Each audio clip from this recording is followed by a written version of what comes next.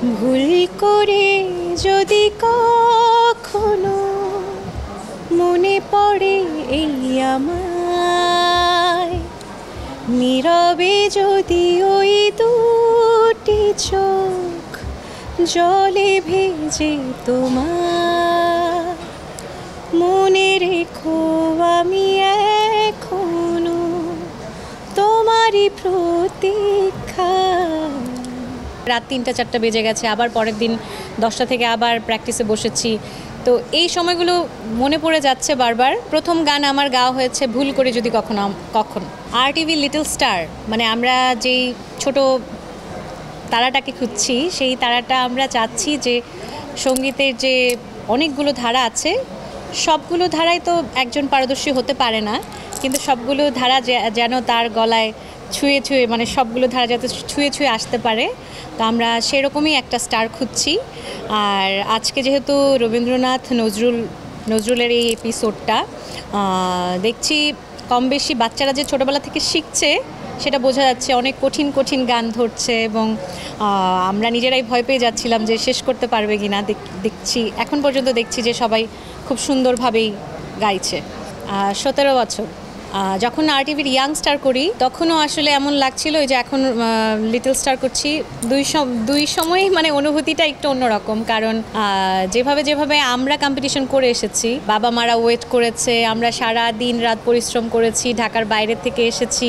মনে হয়েছে যে প্র্যাকটিস করতে করতে গান শেখা থেকে শুরু করে গ্রুমিং থেকে শুরু করে রাত 3টা-4টা বেজে গেছে, আবার পরের দিন 10টা থেকে আবার প্র্যাকটিসে বসেছি। তো এই সময়গুলো মনে পড়ে যাচ্ছে বারবার, আর খুব বেশি স্মৃতি কাতর হয়ে যাচ্ছি।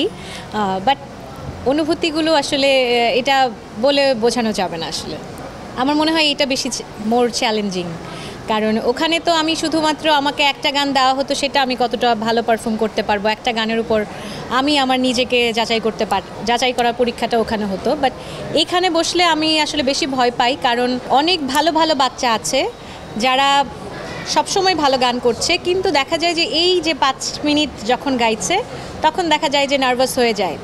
তখন দেখা যায় ওই জায়গাটা নার্ভাস হলে আমাদের তো ওই 5 মিনিটেই বিচার করতে হচ্ছে। তার আগেও যে পরেও যে সে ভালো গান গাইছে বা সামনে গাইবে, সেই সুযোগটা তো দিতে পারছি না। তো সেই জায়গাটা থেকে চিন্তা করলে একটু ভয়ে থাকি যে আসলেই রাইটটা করতে পারছি কি না। না, এই প্রশ্নটা খুবই কমন এবং এই প্রশ্নটা অনেক বেশি পাই, কিন্তু আমি আসলে খুবই আশাবাদী। আমি আশাহত হই না, কারণ আমাদের যখন থেকে গান শেখা শুরু করেছি এবং যখন থেকে মনে হলো যে গাইবো, তখন থেকেই আমাদের স্বপ্নের, সব শিল্পীরই স্বপ্নের জায়গা থাকে সিনেমা, সেখানে গাইবে।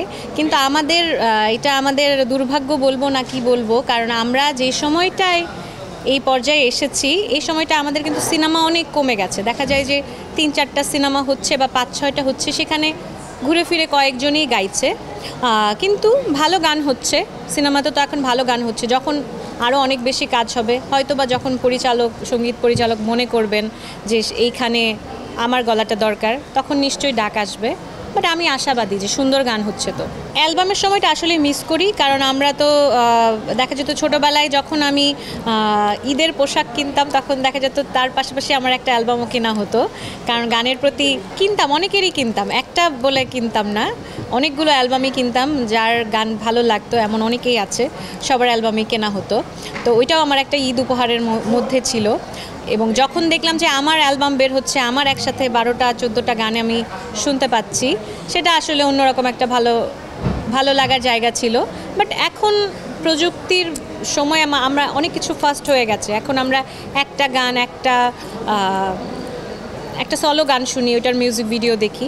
বাট আমার কাছে এই আগের একটা অ্যালবামে যখন 12টা গান ছিল, সেটাই ভালো লাগতো, কারণ এখন একটা গানের পরে চেঞ্জ করতে হয়, আরেকটা গান খুঁজে বের করে নিতে হয় পছন্দের শিল্পীকে ইউটিউব থেকে যখন শুনি। আর আরেকটা কি প্রশ্ন করেছেন?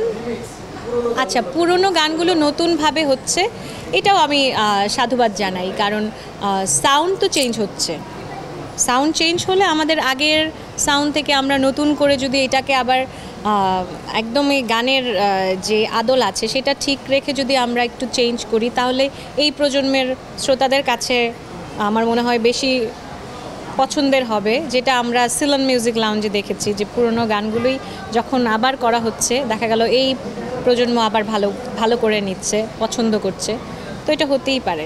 সবার প্রথম গেয়েছিলাম যখন আমি হারমোনিয়াম ওই টানতে পারতাম না, তখন আরেকজন ঠেলে ঠেলে দিত আর আমি প্লে করতাম। তখন বয়স মনে হয় 5-6 বছর হবে, আর গেয়েছিলাম একটা দেশের গান, মাগো আমি গাইব না, আর স্বাধীনতার গান।